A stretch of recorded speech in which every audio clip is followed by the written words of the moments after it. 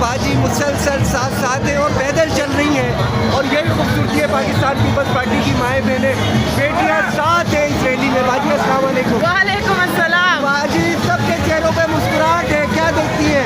बिल्कुल, बिलावल भुट्टो सरदारी हमारे इलाके में आए हैं, हम बहुत खुश हैं और इंशाल्लाह बिलावल हमारा वज़ीर आज़म बनेगा इंशाल्लाह।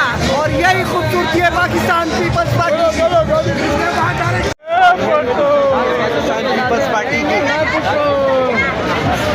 सब मौजूद, एक एक वर्कर मौजूद, यूथ तो माशाल्लाह। और इंशाल्लाह वज़ीर आज़म बिलावल भुट्टो वज़ीर आज़म बन चुके हैं। ये सरों का समंदर बता रहे हैं, इंशाल्लाह बन चुके हैं।